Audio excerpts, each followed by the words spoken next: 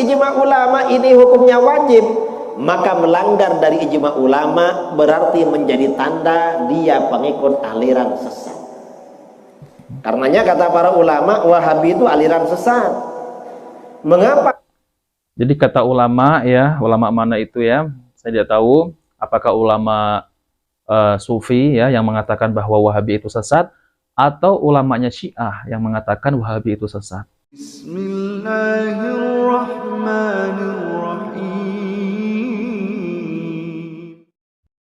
Assalamualaikum warahmatullahi wabarakatuh. Alhamdulillahirabbil alamin. Assalatu wassalamu ala nabiyyina Muhammadin wa ala alihi wa sahbihi ajma'in. Amma ba'du.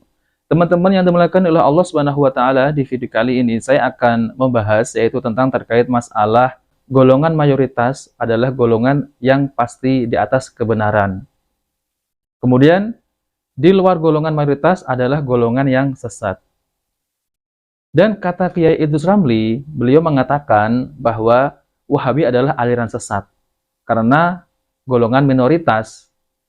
Jadi pembahasan ini kita akan bedah apakah dalil tentang As-Sawadul A'dham itu adalah sahih. Nah teman-teman, sebelum kita melangkah lebih jauh, saya akan tampilkan perkataan Kiai Idrus Ramli bahwa beliau itu mengklaim bahwa dirinya itu di atas kebenaran karena golongan mayoritas, dan golongan minoritas adalah golongan yang sesat. Nah teman-teman, mari kita simak videonya. Karena mengikuti ijma ulama ini hukumnya wajib, maka melanggar dari ijma ulama berarti menjadi tanda dia pengikut aliran sesat. Karenanya kata para ulama, Wahabi itu aliran sesat. Mengapa? Jadi kata ulama ya, ulama mana itu ya? Saya tidak tahu apakah ulama Sufi ya yang mengatakan bahwa Wahabi itu sesat, atau ulamanya Syiah yang mengatakan Wahabi itu sesat. Nah, mari teman-teman kita lanjutkan. Banyak melanggar ijma para ulama. Ini ketika para ulama berijma. Kalau umat Islam ini tidak berijma, terjadi perbedaan pendapat, maka apa yang menjadi standar kebenaran, ukuran kebenaran? Kalau berijma itu menjadi standar. Kalau tidak berijma terjadi perbedaan. Rasulullah SAW menjelaskan, fa idza ra'aitumul ikhtilaf fa'alaikum bis-sawadil a'dham. Apabila kamu melihat terjadinya perbedaan pendapat, maka berpeganglah dengan golongan mayoritas. Mayoritas umat Islam. Jadi kalau terjadi perbedaan, tuntunan, petunjuk dari baginda Rasulullah SAW, kita diperintahkan mengikuti golongan mayoritas. Mengapa golongan mayoritas? Mayoritas ini tetap istiqomah mengikuti ajaran Ahlus Sunnah wal Jamaah. Karenanya jangan coba-coba menyalahkan golongan mayoritas. Mengapa? Golongan mayoritas ini banyak ulamanya, banyak buyanya, banyak tuan gurunya, banyak tengkunya, banyak kiainya, banyak ustadznya. Nah teman-teman yang dimuliakan oleh Allah Subhanahu wa taala, itulah ya klaim dari Kiai Idrus Ramli bahwa golongan mayoritas sudah pasti benar. Kemudian beliau mengatakan golongan minoritas seperti Wahabi itu di atas kesesatan. Nah teman-teman yang dimuliakan oleh Allah Subhanahu wa taala, sebelum membahas makna hadis al-jamaah dan As-Sawadul A'dham, dan perlu diketahui ya, terlalu banyak dalil Al-Quran maupun Sunnah Nabi SAW yang memberikan faidah kepada kita bahwa kebenaran tidak memandang jumlah. Jadi barometer kebenaran itu bukan tergantung jumlah yang banyak.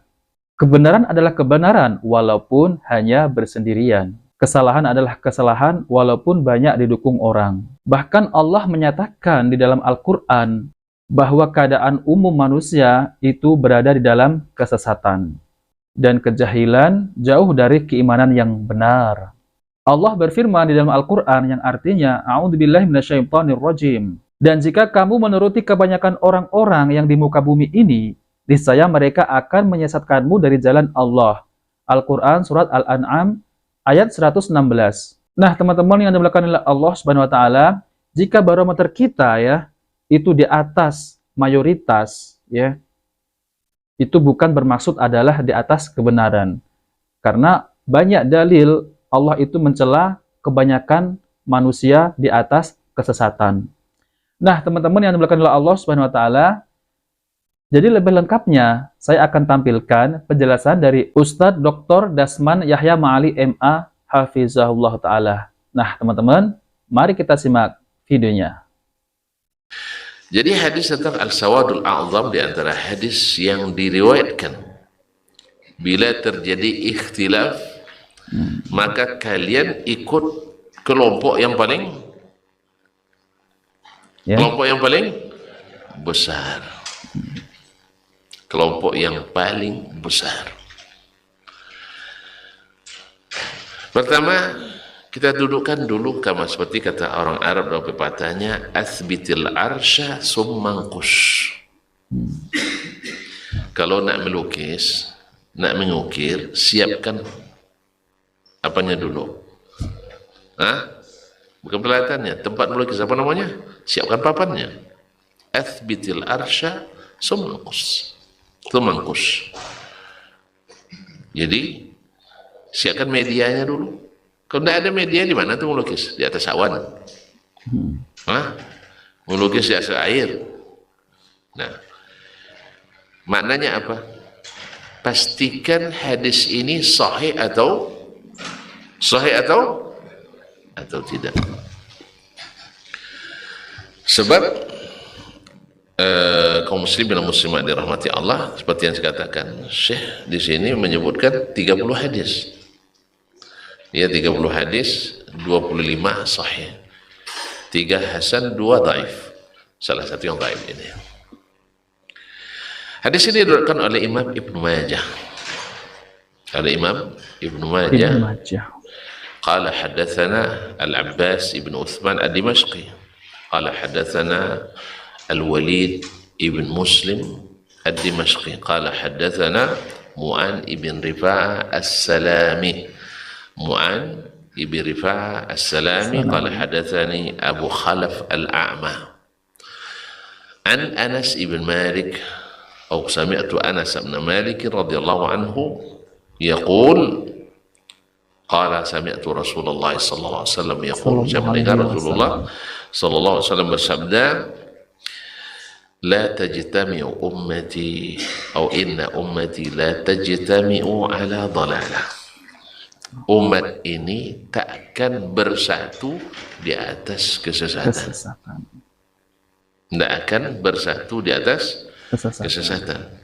Sepakat dia buat sesat, tidak mungkin. Ya, betul. Tidak mungkin umat ini sepakat berbuat sesat. Riwayat tentang sampai dengan lafaz ini banyak. Sambungannya ini yang jadi masalah. Fa iza ra'aitumul ikhtilaf fa'alaikum bis-sawadil a'zam. Kalau kalian melihat perselisihan, kan banyak perselisihan hari ini, di akidah berselisih, di ibadah berdebat, di muamalah saling tuding, di akhlak buruk. Allah musta'an. Ya. Kan nampaknya yang viral belakangan, dia akhlak tak nampak di kalangan orang-orang yang harusnya nampak akhlaknya. Kaum muslimin dan muslimat dirahmati Allah SWT, banyak yang mempertontonkan ketidakluhurnya budi dan akhlak. Dia lebih mengemanapkan hawa, kedepankan hawa. Nah, kalau kamu melihat terjadi ikhtilaf, apa yang dilakukan? Fa'alaikum bis-sawadil a'zam, maka ikutilah kelompok yang paling besar. Hadis ini di sanadnya terdapat 2 rawi. Tidak, sebelumnya hadis ini juga diriwayatkan oleh Imam Ibnu Abi Asim dalam As-Sunnah dan Al-Lalakai dalam Syarh Ushul Sunnah, kemudian Ibnu Adi dalam Al-Kamil di terjemah Mu'an bin Rifa'ah, dan juga di terjemah Abu Khalaf Al-A'ma, kemudian Al-Uqaili Ad-Du'afa, Hibban al-Majruhin dan sebagainya. Hadis ini diriwayatkan Tapi kalau melihat nama-nama kitabnya saja, dan nampak bahwa hadis itu bukti riwayat yang tidak sahih dari perawi itu. Nah, di dalam sanadnya terdapat siapa tadi? Abu Khalaf Al-A'ma. Namanya Hazim ibn Atha. Beliau itu adalah matrukun atau matrukul hadis, wa yukadzibuhu Ibnu Ma'in atau ramahu Ibnu Ma'in bil kadzib. Dia ini lemah sekali. Bahkan Yahya Ibnu Ma'in menuduhnya berdusta. Nah, kalau sanadnya seperti ini, apa hukum hadisnya? Tidak dhaif juga sih. Dhaifun jiddan. Dhaifun jiddan. Ini kalau seandainya dia riwayatnya sendiri dan tidak berbeda dengan pendapat yang atau riwayat yang lain, bukan pendapat, riwayat yang lain. Padahal riwayat yang lain menyebutkan fa'alaikum bil jamaah. Hendaklah kalian mengikuti al-jamaah, bukan as-sawadul a'zam. Nah, apa yang dimaksud dengan jamaah? Nah, pertama, jadi hadis ini hadis tentang as-sawadul a'zam adalah hadis yang sangat lemah sekali. Ada yang sangat lemah sekali.